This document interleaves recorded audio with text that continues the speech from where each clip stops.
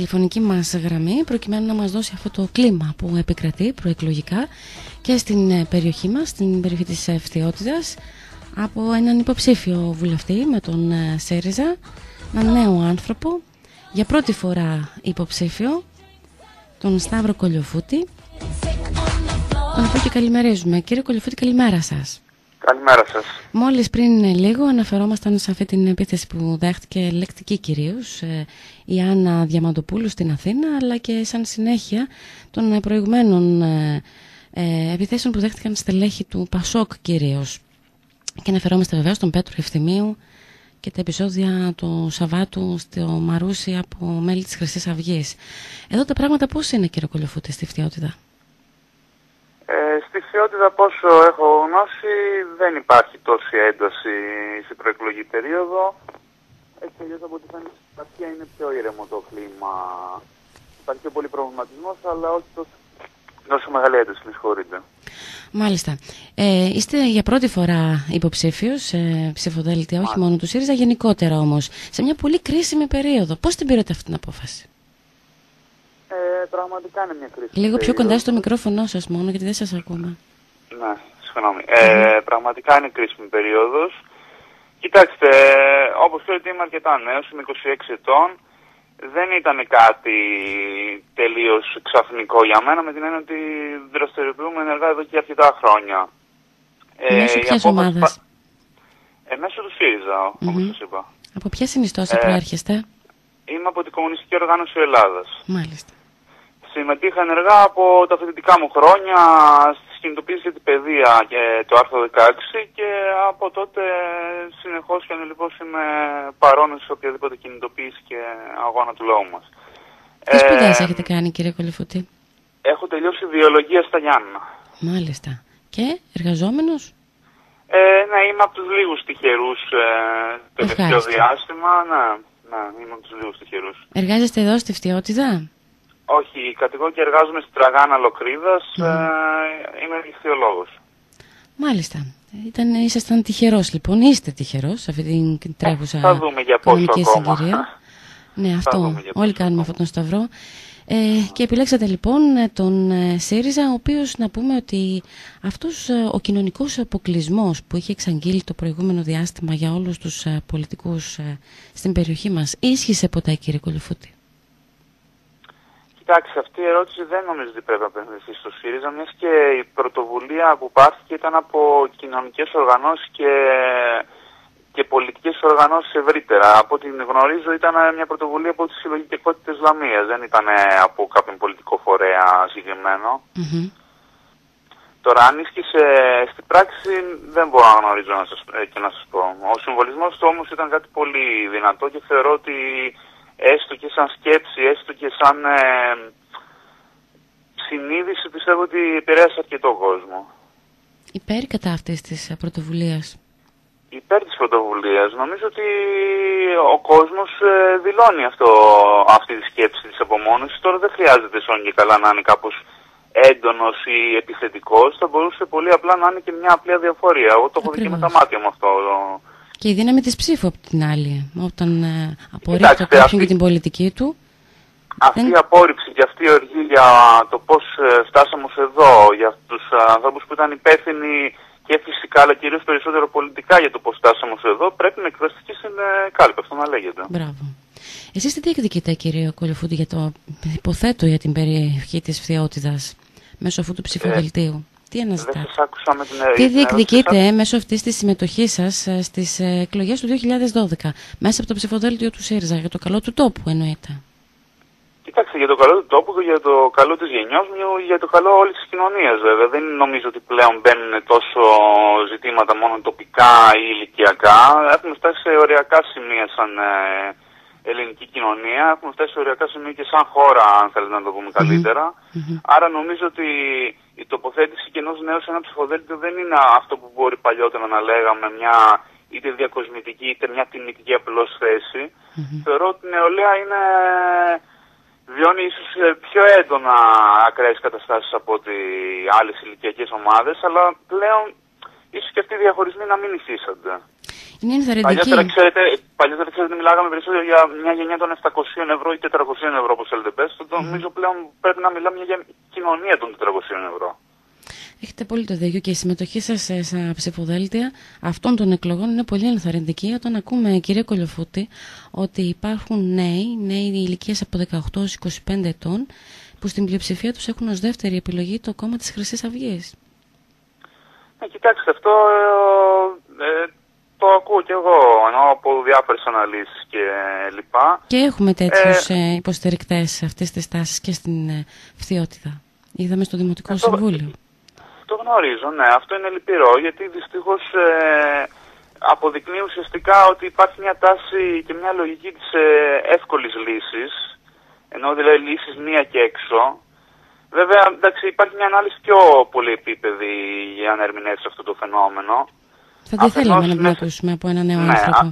Αφενός σε μια κατάσταση όπου όλα καταραίουν ουσιαστικά και χάνουμε τα σημεία αναφοράς μας και σε μια αίσθηση ότι ουσιαστικά σε αυτή τη χώρα που ζούμε δεν ελέγχουμε εμείς το τι γίνεται, δεν ελέγχουμε εμείς το τι μέλη γενέστε. Αναφέρεις τους Τροϊκανούς και τις παρεμβάσεις που... Φυσικά, ναι, έχει χαθεί αίσθηση της κυριαρχίας. Πείτε την εθνική, πείτε τη λαϊκή, δεν με ενδιαφέρει, αλλά έχει χαθεί αυτή η αίσθηση. Δεν υπάρχει δηλαδή... ακόμα και οι ανώτεροι θεσμοί όπως οι πρώτες δημοκρατίες έχουν αρχίσει και αμφισβητούνται πάνω σε αυτό το ζήτημα. Ότι ουσιαστικά δεν υπάρχει μια υπεράσπιση από τους κυβερνώντες. Ναι. Τους κυβερνώντες, στα πολύ αυτονόητα και βασικά. Αυτή είναι λογικό αυτό να δημιουργεί ανασφάλεια και αντιδράσεις που πάνε να συσπυρώσουν τη ψυχολογία του κόσμου γύρω από αυτό το πράγμα. Βέβαια, αυτό πρέπει να το πούμε στον κόσμο, ότι δεν είναι έτσι απλά τα πράγματα. Δηλαδή δεν μπορούμε να λέμε ότι πάμε να ενισχύσουμε οτιδήποτε μπορεί να αναφέρεται σε μια πατρίδα, ας πούμε, έθνος, όπως θέλετε πες το... Εθνικιστικές και ακροδεξιές τέτοιες σχέσεις. Ακριβώς, γιατί πρέπει να το δούμε και λίγο στη βάση του. Δηλαδή, τι είναι η Χρυσή Αυγή, μιας και το αναφέρατε, δηλαδή. Αναφέρεται ως πατριωτική, ως αντιμνημονιακή, ως πολιτική ομάδα. Εγώ θα ήθελα να προσπαθήσω να αποδομήσω και τα τρία αυτά τα χαρακτηριστικά με επιχειρήματα. Μπορείτε. Αφενός, φυσικά, όσο πιο σύντομα μπορώ, για να μην σας προγεί το χρόνο. Αφενός, ας πιάσουμε λιγάκι το θέμα πατριωτικό, που είναι και το πιο άμεσο δηλαδή. Δεν μπορώ να καταλάβω πώς μπορεί να θεωρείται πατριωτική μια ομάδα ανθρώπων οι οποίοι εξυμνούν τον Χίτλερ, χρησιμοποιούν σύμβολά του, αναφέρονται στην προσφορά του Χίτλερ και τις ιδεολογίες του ναζισμού, τη θετική προσφορά στον κόσμο, επενδύουν με αυτόν τον τρόπο στη ρατσιστική θεωρία και στο μίσος απέναντι σε κάθε τι διαφορετικό. Και στο κάτω-κάτω της γραφής, να το πάρουμε και διαφορετικά, είναι ομοειδεάτες με άλλες αντίστοιχες ομάδες στην Ευρώπη που δεν έχει περάσει πάρα πολύ καιρός που στη Γερμανία σκοτώσαν έναν Έλληνα μετανάστη. Άρα ουσιαστικά ενισχύοντας τη φωνή αυτή στο δημόσιο λόγο, δεν νομίζω να θεωρείται καθένας που το κάνει αυτό πατριώτης. Ότι υπηρετεί την πατρίδα.